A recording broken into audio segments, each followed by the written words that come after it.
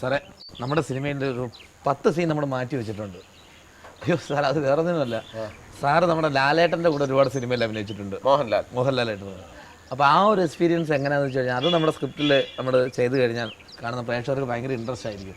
അപ്പോൾ സാറിൻ്റെ ആ അനുഭവം ഒന്ന് ഷെയർ ചെയ്താൽ അല്ലേ? അതെ, അതിന് യഥാർത്ഥത്തിൽ 10 സീനൊന്നും പോരാ, ഒരു 10-50 സീൻ വേണ്ടി വരും. പക്ഷേ നിങ്ങൾ പറഞ്ഞതുപോലെ എല്ലാവരെയും ഇൻക്ലൂഡ് ചെയ്യണമല്ലോ. അപ്പോൾ ഈ 10 സീൻ എന്ന് പറയുമ്പോൾ എൻ്റെ ഇൻട്രൊഡക്ഷൻ നിങ്ങൾ വെച്ചിരിക്കുന്നത് പാടത്തൂടെ കൊച്ചുകുട്ടിയായിട്ട് നടന്നു വരുന്നതല്ലേ. അവിടെയൊക്കെ നിങ്ങൾ പറഞ്ഞ പോലെ പശ്ചാത്തല സംഗീതം എന്തെങ്കിലും സിത്താറോ വീണയോ ഒക്കെ സോഫ്റ്റ് ആയിട്ട് കൊടുക്കാം. പക്ഷേ ഈ മോഹൻലാലുമായിട്ടുള്ള എൻ്റെ ബന്ധത്തിൻ്റെ കഥ പറയുമ്പോൾ ഒരു വേരറ്റ് ഇൻട്രൊഡക്ഷൻ മോഹൻലാലിൻ്റെ സംഭവം നിങ്ങൾ കൊടുത്തേക്കണം. മോഹൻലാലിൻ്റെ ഗംഭീര വരവ് അല്ലേ, അത് സിനിമയിൽ ഉണ്ടാവണം. അപ്പോൾ എൻ്റെ കഥയാണെങ്കിലും ലാലിൻ്റെ വരവെന്ന് പറയുന്നത് അതിന് വേറൊരു ഡയമെൻഷൻ, വിശേഷം പുലിമുരുകൻ്റെയൊക്കെ ഇമ്പാക്റ്റിൽ നിൽക്കുകയല്ലേ, ഇപ്പം എല്ലാം ഹിറ്റായിട്ട് നിൽക്കുകയല്ലേ. അപ്പോൾ അതിൻ്റെ ഒരു ആ ഫാൻ ഫോളോയിങ്ങിനെ തൃപ്തിപ്പെടുത്തുന്ന രീതിയിൽ ഗംഭീരമായിട്ടുള്ള ഒരു ഇൻട്രൊഡക്ഷൻ നിങ്ങളുടെ സിനിമയിൽ ഉണ്ടാവണം. ഓക്കെ അല്ലേ? ഈ അനുഭവങ്ങൾ സാറിന് ലാൽ സാറിനോട് വിളിച്ച് ഏറ്റവും കൂടുതൽ ഇൻട്രസ്റ്റ് ഉള്ള സിനിമ ഏതായിരുന്നു? ഇല്ല, അങ്ങനെ ഒരുപാട് സിനിമകളുണ്ട്. അപ്പോൾ പെട്ടെന്ന് പറയുമ്പോൾ ആദ്യം നിങ്ങളുടെ മനസ്സിൽ ഓടിയെത്തുന്ന സിനിമ ഏതായിരിക്കും? ഒന്ന് മാന്ത്രികം, വന്ദനം, ബട്ടർഫ്ലൈസ്, ഒരുപാട് സിനിമയുണ്ട്. അപ്പോൾ നമുക്ക് ഇപ്പോൾ ആദ്യം ഏത് ഡിസ്കസ് ചെയ്യണം? ആദ്യം വന്ദനം, കോമഡി.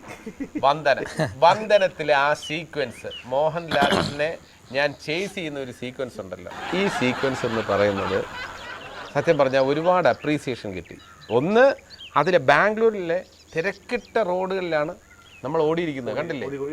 മാത്രമല്ല ഈ ബാനറൊക്കെ വന്ന് കണ്ണ് മൂടിയിരിക്കുമ്പോൾ ബാക്കി ഓപ്പോസിറ്റ് ആയിട്ട് വരുന്ന ബൈക്കുകാർ എന്നെ ചീത്ത വിളിക്കുന്നത് നമുക്ക് ആ സ്ക്രീനിൽ തന്നെ കാണാം. അല്ല സാറേ, അപ്പോൾ ഞാൻ സാറിൻ്റെ മുഖത്ത് വന്നപ്പോൾ സാറിന് പുറത്ത് കാണാൻ പറ്റും, ഒട്ടും കാണാൻ പറ്റും. അതിനകത്ത് ചെറുതായിട്ട് ഈ ബാനർ തന്നെ ഈ കാറ്റ് കടന്ന് കീറി പോകാതിരിക്കാൻ വേണ്ടി ചെറിയ ഹോളുണ്ട്. ആ ഹോള് മാത്രമേ എനിക്ക് കാണാൻ കഴിയൂ.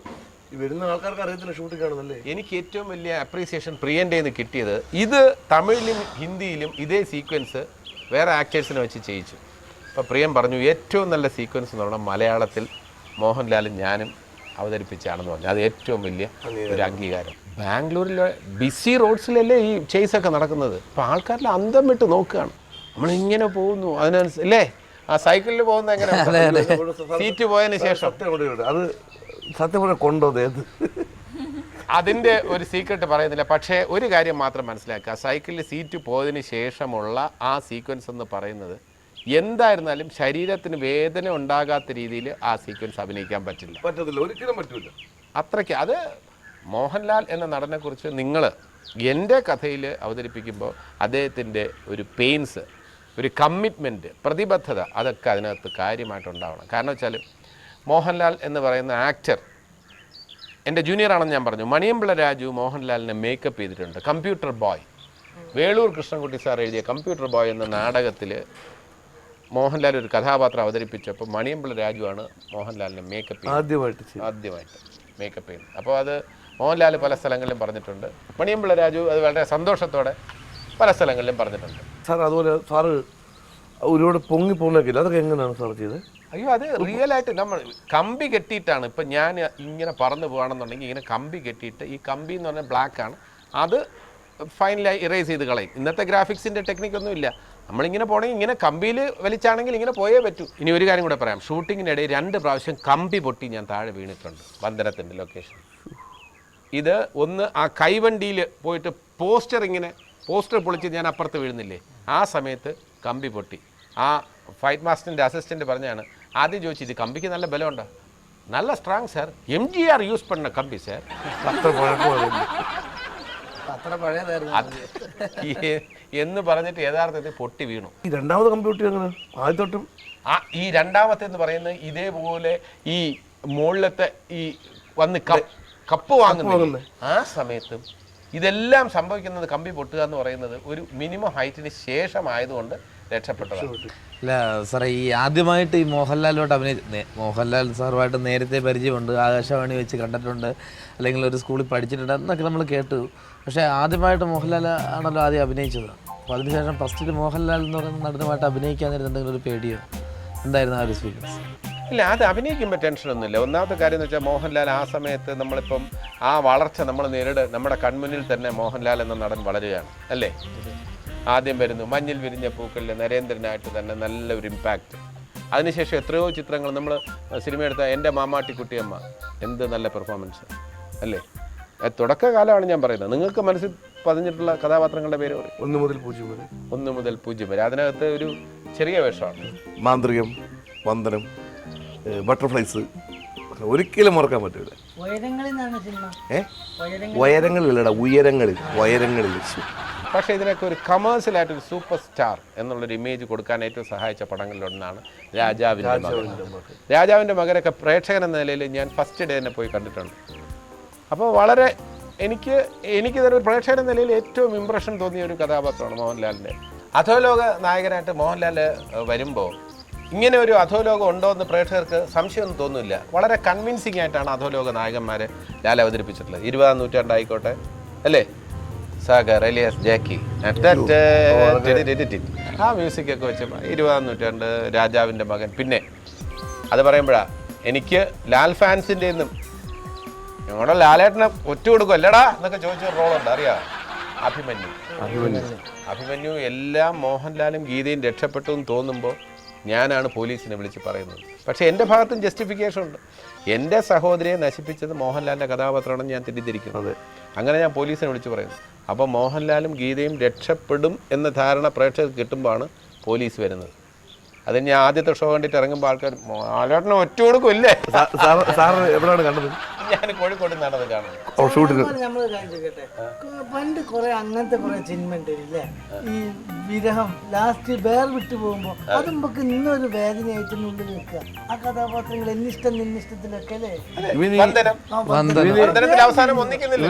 ഈ ചിന്മ ഭയങ്കര ഇതാണ്. ചിന്മ ലോക മലയാളികൾ എല്ലാവരും ഒരേപോലെ ആഗ്രഹിച്ചിരുന്നു ഈ നായകനും നായികയും ഒന്നൊന്നാവാൻ. വന്ദനം സിനിമയിലെ അല്ലേ?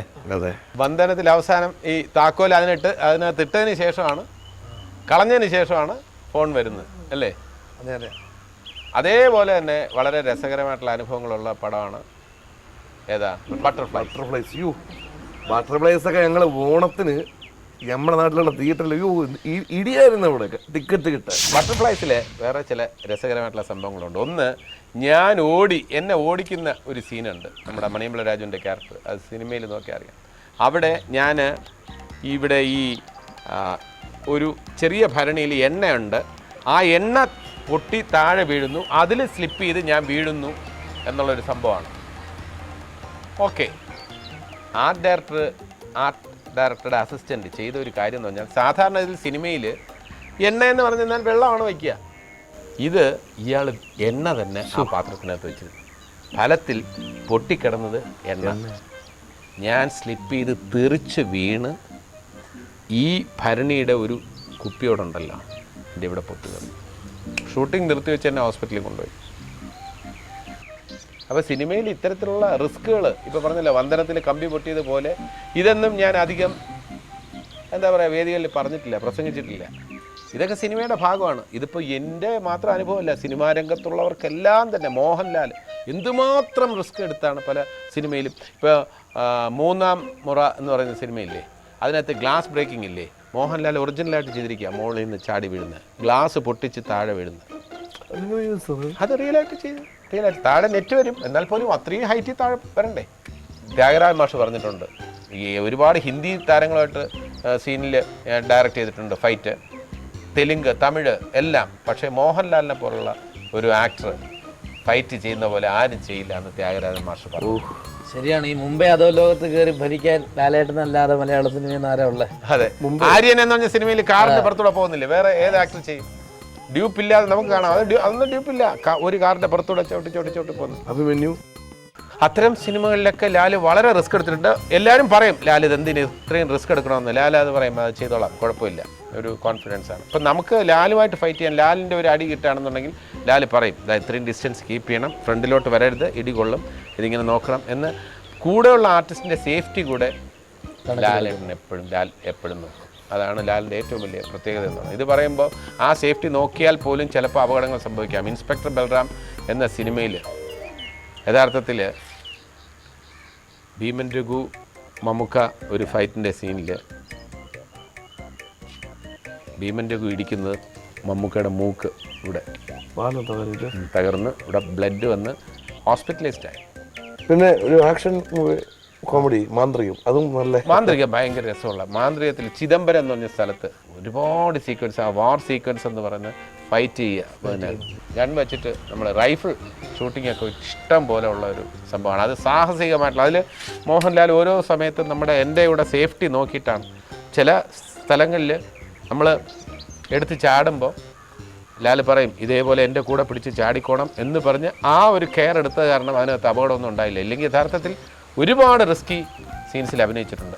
ഇത് പറയുമ്പോൾ വാർ ആൻഡ് ലവ് എന്ന് പറയുന്ന വിനയൻ സംവിധാനം ചെയ്ത ചിത്രത്തിൽ ദിലീപും ഞാനും കൂടെ ഓടിപ്പോകുന്ന ഒരു സീൻ, പാറ ഇടുക്കുകളൊക്കെ ഉണ്ട്. കാസർഗോഡാണ് എടുത്തത്. ദിലീപ് ഒരു സീനിൽ ദിലീപ് ചാടി, ആ ചാടുന്ന അതേ രീതിയിൽ ഞാനും ചാടി എൻ്റെ കാല് ഒരു പാറയുടെ ഇടുക്കിൽ വീണു. നിങ്ങൾ വിശ്വസിക്കില്ല, 25 ദിവസം മംഗലാപുരത്ത് ഹോസ്പിറ്റലൈസ്ഡ് ആയിരുന്നു. പ്രേക്ഷകരൊന്നും അറിയുന്നില്ല അല്ലേ? അല്ല സാറേ, ഈ ഇപ്പം നമ്മൾ ലാലേട്ടൻ്റെ ഒരു ആക്ഷൻ സംഭവങ്ങളെ കുറിച്ച് പറഞ്ഞു, അതേപോലെ തന്നെ ഈ ക്ലാസിക്കൽ മ്യൂസിക്കിന് ആക്ട് ചെയ്യാൻ ലാലേട്ടൻ്റെ ഒരു പ്രത്യേക കഴിവാണ്. ഭയങ്കരമാണ്. ചിത്രം എന്ന് അത് പറയുമ്പോൾ പറയാം. ചിത്രം എന്ന് പറയത്ത് ഇന്ന് പടത്തിൻ്റെ വിശേഷങ്ങളിലൂടെ പറയാം. വെള്ളാനകളുടെ നാട് എന്ന ചിത്രത്തിൽ മോഹൻലാലോട്ട് അഭിനയിച്ച ചില സംഭവങ്ങളൊക്കെ പറഞ്ഞല്ലോ. ഈ വെള്ളാനകളുടെ നാട്ടിൽ അഭിനയിച്ചുകൊണ്ടിരിക്കുമ്പോൾ ചിത്രത്തിൻ്റെ ഒരു ഷെഡ്യൂൾ കഴിഞ്ഞു, രണ്ടാമത്തെ ഷെഡ്യൂൾ. അപ്പോൾ ഈ വെള്ളാനകളുടെ നാട്ടിലെ എൻ്റെ പെർഫോമൻസ് ഒക്കെ പ്രിയന് ഇഷ്ടപ്പെട്ടിട്ട് ഞാൻ പറഞ്ഞു, പ്രിയ അടുത്ത പടം ഏതാണ്? ഒരു രീതിയിൽ ഒരു ചാൻസ് ചോദിക്കില്ല. പ്രിയൻ പറഞ്ഞു അടുത്ത പടം പകുതി കഴിഞ്ഞു, ചിത്രമാണ്, ഇനി അതിൻ്റെ സെക്കൻഡ് ഷെഡ്യൂൾ ഊട്ടിയിലാണ്. ഞാൻ പറഞ്ഞു നമുക്കൊന്നും ഇല്ലേ? ഒരു 2 സീനുള്ള ഒരു ചെറിയ വേഷമുണ്ട്, നീ വാ. 2 സീനെങ്കിൽ 2 സീൻ.